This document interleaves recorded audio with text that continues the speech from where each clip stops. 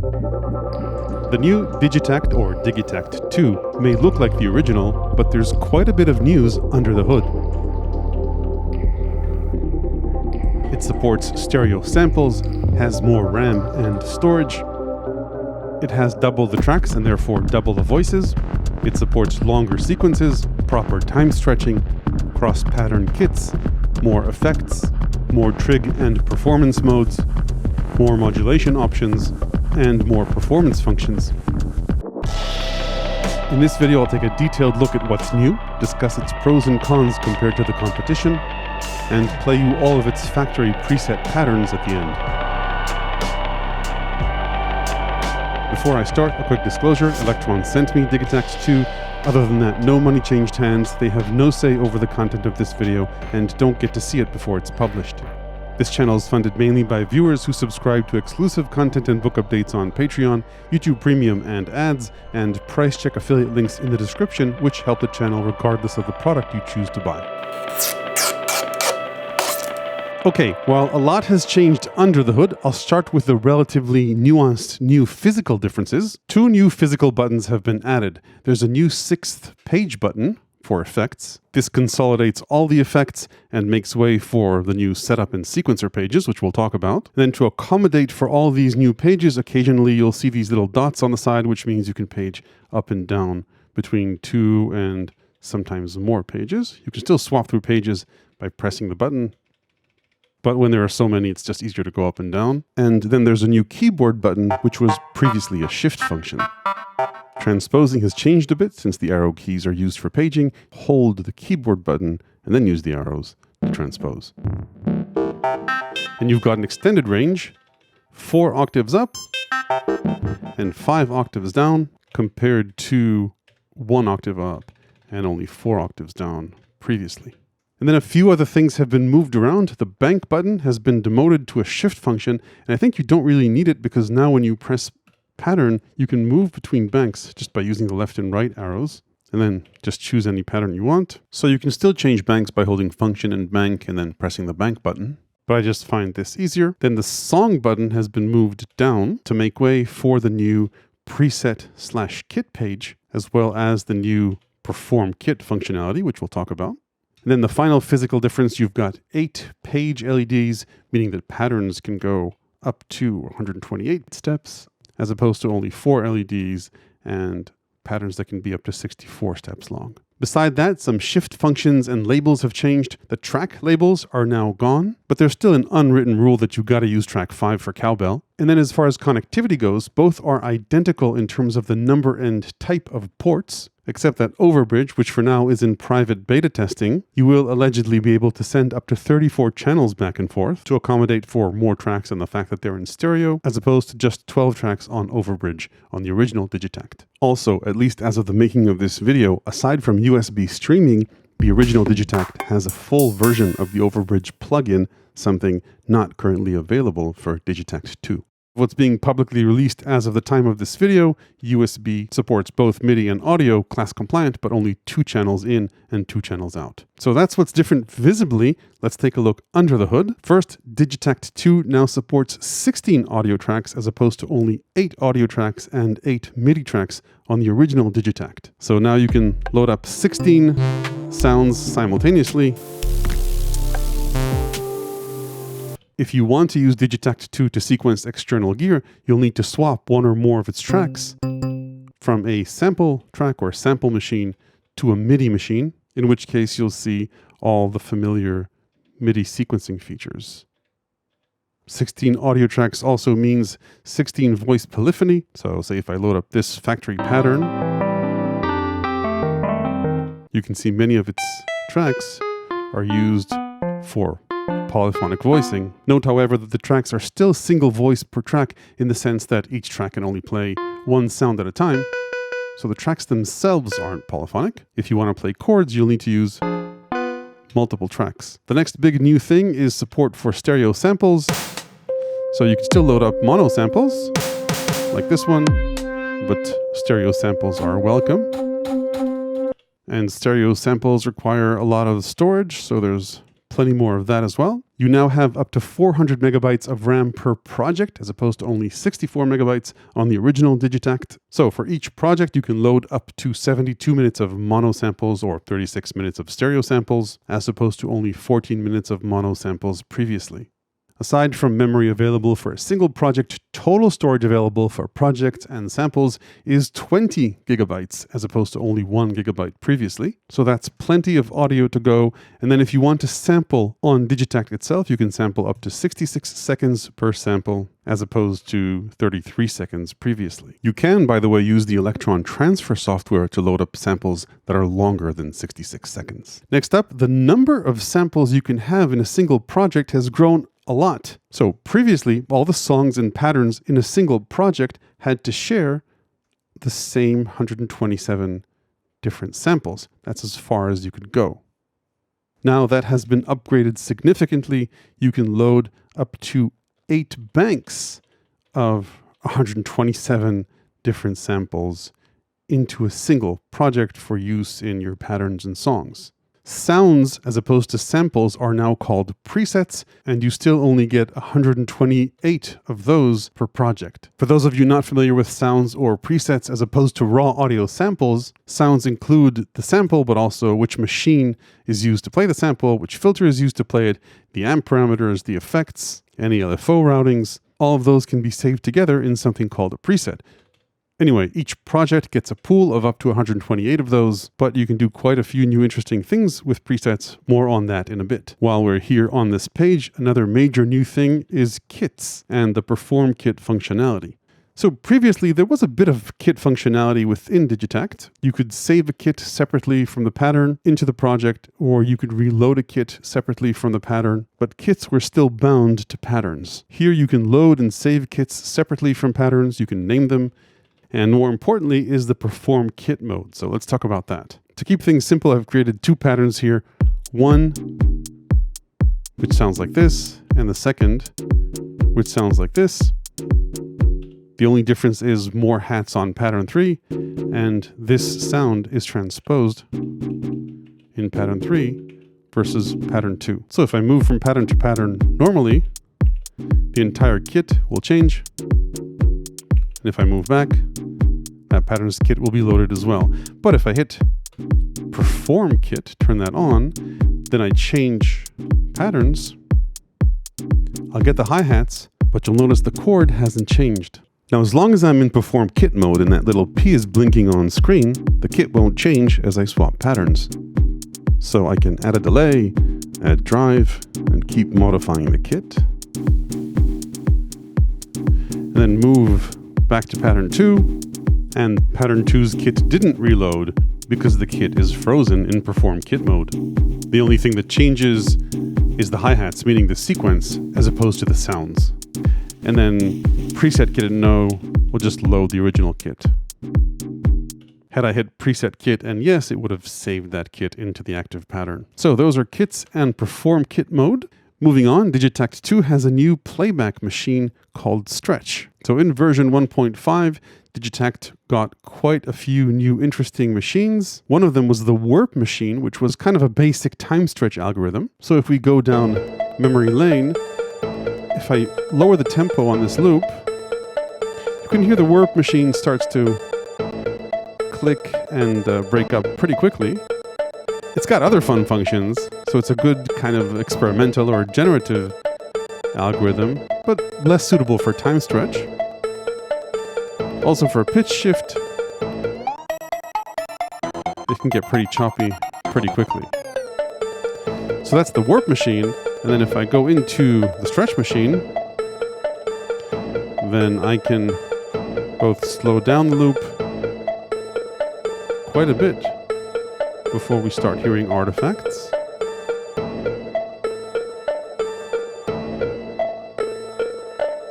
Or speed it up. So that's time stretch. And then I could also pitch shift it quite a bit before it starts to break down.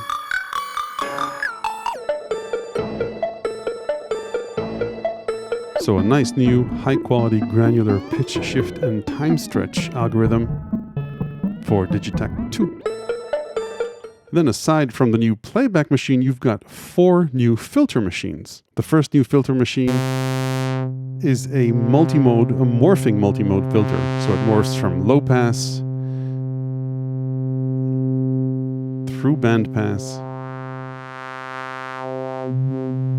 to high pass and back. That's as opposed to the previous filter where you had to choose either low pass or high pass. It also had EQ modes. These EQ modes are now in a separate equalizer filter machine. This is a single parametric EQ where you can choose either notch and the notch width to cut out a certain range of frequencies, nicely modulated, or a peak filter to emphasize certain frequencies. Next up, we've got a 4-pole low-pass filter machine. This is just a low-pass filter, no bandpass or high pass, and it has a sharper, more closed slope. And I set up a pattern where you can hear the difference between the two. So you can hear that without resonance, the multi-mode filter is a bit more open than the low-pass filter. The frequency, by the way, is the same, despite this representation, the cutoff frequency. So more open for the multi-mode. And then resonance is actually a bit wilder on the multi-mode filter compared to the 4-pole filter. Just a bit.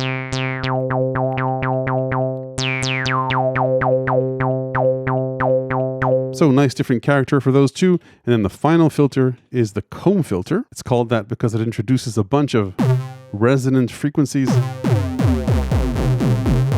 across the spectrum. Feedback is the resonance. And there's a low-pass filter. This is also fun to modulate. If I load up the previous pattern, you can see how the comb filter causes it to resonate like a kind of like a metal drum.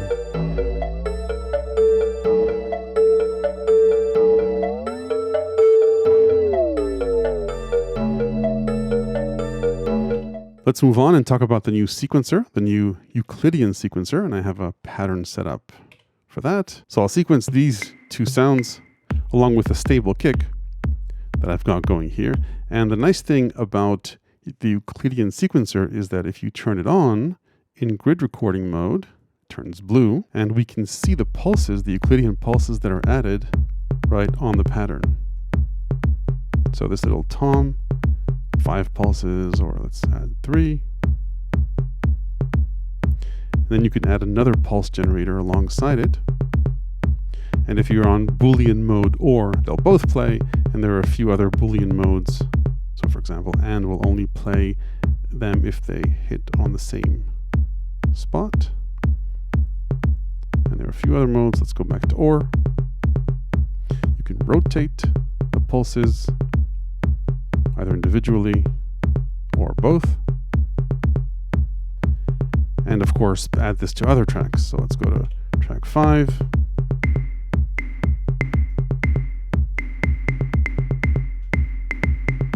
And create patterns this way. And if you like the pattern that was generated, just hold function and turn the sequencer off, and you'll get regular pulses that you can then go ahead and edit. If you enable different track lengths, by the way, then you can also change the length of the pattern. So a really fun new sequencer to get ideas going. Moving on, Digitakt 2 has quite a few new Trig modes. So these are Trig buttons, and by default, they play the sound that's on each of the tracks. That's actually called track Trig mode, and this is the little icon that represents it. If we move it into, say, the keyboard, then we're in keyboard Trig mode, and we can play this track chromatically, and you'll see this icon here. If you're in grid recording mode, you'll see this little diamond here. Anyway, those are Trig modes, and there are 3 new ones. You access them with function and the arrows. The first new Trig mode is velocity mode. This lets you play or sequence different velocities for the current active track. The next trig mode is called retrig mode, and this will create a series of retrigs or note repeats at different rates. Maybe I'll choose a hi-hat. And aside from playing these live, you can also record them into the sequencer in live record mode. Speaking of which, the retrig menu has been upgraded from a pop-up over here. So typically if you wanted to edit retrigs, you do it like this with this little pop-up. Now retrigs get their own page. And then the last new trig mode is preset pool mode.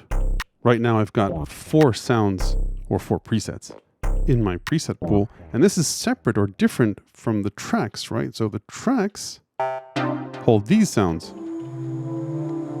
These are already in my tracks. These are the presets, the 4 presets in my preset pool, and I can always add more presets into the pool. Let's say this one. So add to preset pool, and this one, add to preset pool. So now I've got 6 presets in my pool. I could play these live, just perform with them, or record them into the pattern in live record mode. If I was to load up more than 16 presets, I could use page and the arrows to navigate between pages of presets. Let's move right on and talk about the new page loop function. This is one of the factory patterns, and as you can see, it's got 8 pages for the patterns. So first thing, if you enter grid recording mode, you can move between pages by holding page and moving left and right, so no need to repeatedly press page to find the right page. So that's a convenience. But there's another fun performance feature in here. If I hold page, notice this row is empty. I've got 8 pages I can move between, but I can choose, say, to loop only these 2 pages. And now I'm looping between page 3 and 4, and this lives also outside grid recording mode. Could always go ahead and disable that and play the entire pattern. So a nice performance function as well as an editing function. Speaking of performance functions, there's a new mute feature. So typically I can mute and unmute tracks by holding function, or enter mute mode and mute tracks like this if I wanted to. There's a new option while you're in mute mode to hold function. It's called prepare mute, and as you may have guessed, you prepare mutes. You can see them turn red, and when I'm ready to mute the tracks that I want, just release function. Then when I want them back, again, prepare the unmutes, and then unmute them.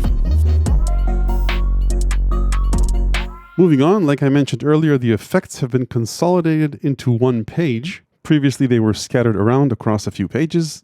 Now they've been consolidated here. You've got bit reduction, drive, sample rate reduction, and delay and reverb sends. But we also have a new send effect, the chorus. Nice stereo chorus. Now these are all just sends. If you want to edit the delay, reverb, or chorus parameters, you have to enter the send effects pages, and again go up and down between the delay, reverb, and new chorus parameters. The chorus itself, by the way, can send its audio into the delay and reverb, as can the delay effect. You can send that into the reverb. Beside the chorus, you've also got a new master drive that's applied to all the tracks.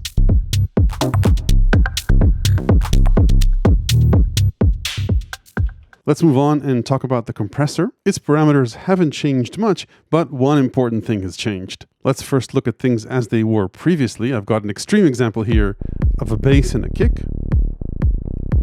And this is uncompressed, and as I apply the compressor, due to the kick, you can hear the kick being crushed out of existence, but nicely ducking the bass. What we want is to bring the kick back. Previously, you couldn't do that unless you found some sort of parallel mix between the two. But ideally, we just want the kick back fully, and you can now do that in the setup menu, go to compressor routing, and then just bypass the compressor with a kick. Now we have the kick back, the bass is ducking to make way for it, and coming back in based on whatever attack and release settings I have going on. Let's move on. The next thing that got a nice update is Control All. So Control All is a beloved feature whereby you hold track and control all the tracks at once. So let's say if I wanted to add a delay to all the tracks, or bit crush all the tracks, or add a high pass filter to all the tracks, I could, which is cool. And you can always undo that by hitting no. But what if, say, I didn't want to high pass my kick or add a delay to it? Enter the setup menu, Control All configuration, and you can now exclude one or more tracks from Control All. Let's just exclude the kick. So this is our pattern. I'll change the filter frequency. Note that some tracks have a low pass filter, so lowering that will actually silence them. And let's try adding a delay to everything except the kick. No delay on the kick. Works nicely. While we're on the topic of the setup menu, there are quite a few hidden features in here. One of them is portamento. For this to work, we need to go into the Trig menu and turn on portamento, or glide, and set the glide time. And then we can edit the parameters. One of the cool ones, I think, is the option for glissando. And then if you've got a MIDI controller connected here, you can unlock quite a few additional functions. You can map each of these mod sources, so for example, Aftertouch or the modulation wheel, to up to 4 different parameters with positive or negative mod depths. And then a little trick you might want to try, even if you don't have a controller connected, you can go into velocity mod, choose, say, a few destinations, add depth. And then the trick is, if I go into velocity trigger mode, we can use velocities as a mod source, kind of like a long fader. And if we want Digitakt to ignore velocity and just use it as a mod source, we can go ahead into velocity to volume and disable that. Okay, moving on. If you like to sequence external gear, I think you'll find the next 2 features in Digitakt 2 pretty big. First, you now have MIDI learn, which means that rather than having to find your instrument's manual and figure out the right MIDI CC to control a certain parameter, you now just plug it in, choose the parameter you want to map, press function and long press the knob, and then wiggle that parameter on your synth. If you want to map another parameter, again, function, long press, move the parameter. And we now know that CC3 and CC9 control filter cutoff and resonance on the JX08. Just make sure you're sending MIDI on the same channel the Digitakt 2 is listening to. Now, one important thing, to avoid MIDI loops when you have the same instrument plugged in both in the MIDI input or output, either only plug MIDI in when you're learning and MIDI out when you're sequencing, or just go into the settings, MIDI configuration, port configuration, and then turn one off before you turn on the next. And then the next important new MIDI feature is that you can now rename these parameters. So previously these would be called val1, val2, now a long press and function and the knob. And you can rename MIDI parameters. So you're no longer stuck with parameters called val. Those 2 features I think are a big deal in terms of how easy it is to now sequence external gear and know what it is that you're controlling. And then beside that, you can now control 16 parameters. So 8 on this page, and then 8 on this page, and you've got 2 MIDI LFOs as opposed to only 8 parameters on the original Digitakt and only 1 MIDI LFO. So those are, I think, the major new things in Digitakt 2. Let's quickly go over some other news. You've now got 3 LFOs instead of just 2, and LFO 2 could modulate LFO 1, and now LFO 3 can modulate either LFO 1 or LFO 2, in addition to all the other things that it can do. Trig conditions are a bit easier to use. So previously they were all bundled up into one parameter, and you could change them like this. In Digitakt 2, they've been split up to 3 locations. You've got separate control of probability, and then control of fill in one spot, and then conditions in another with a few new conditions. So not just, say, in the second loop out of 3, but also not in the second loop out of 3 or any of the other options here. We now have 2 envelopes, the regular attack, hold, decay envelope, and a more standard ADSR envelope. Pattern and bank changes are now stress-free. So previously you had a countdown timer before you could swap out patterns. Now it just stays on. As I mentioned earlier, you can change banks while you're at it and always hit no if you want to exit. Creating pattern chains requires a bit less gymnastics. So previously you had to press a pattern and then add patterns to it and keep pressing it. Now just press pattern, function yes, turns on chain mode, and then choose a bank, choose the patterns you want in your chain, and you've created a chain. In other news, the mixer has been expanded to accommodate for the 16 audio tracks, and getting to your samples is a bit faster by holding function and pressing the sampling button. You can choose to take a look at either the drive or the project RAM. Okay, so that's what's new in Digitakt 2, and if I missed something major, I'll add it in the description.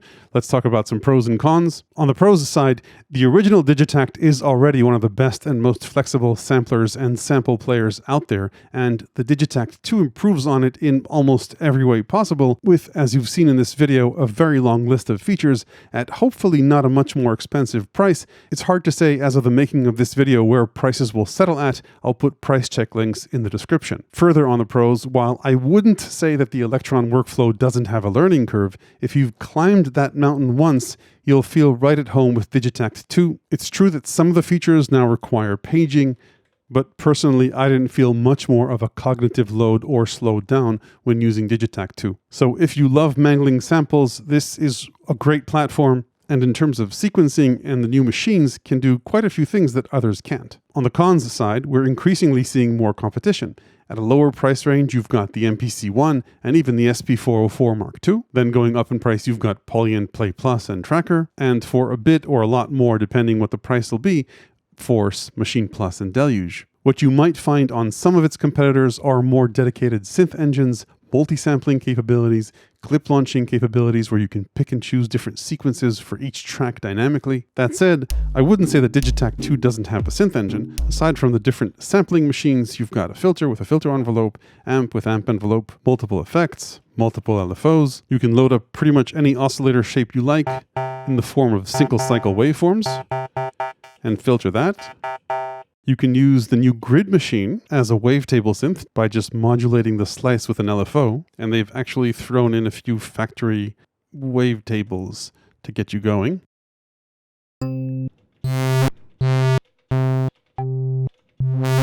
So there's a lot of synthesis power in here, but it doesn't support multi-samples or different types of synth engines. You just have this one synth engine.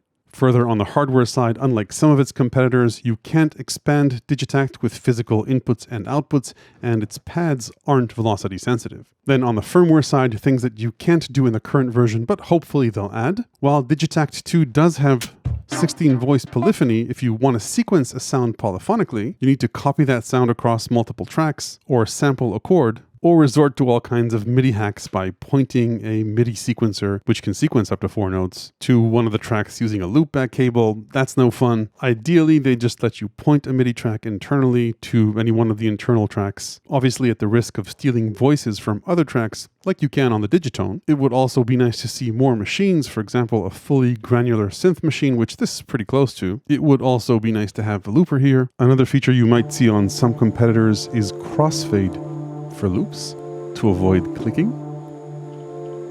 And one can only dream, maybe also stem separation. Anyway, that's it for Digitakt 2, a major upgrade to one of the best sample playgrounds out there. The factory patterns are coming right up, and I'll upload a cheat sheet with my favorite shortcuts to my Patreon, where you'll also find my ever-expanding book of electronic music ideas, tips, and tricks. Hit like if this was useful, ring the YouTube bell below if you want to make sure you don't miss the next one. Thanks for watching.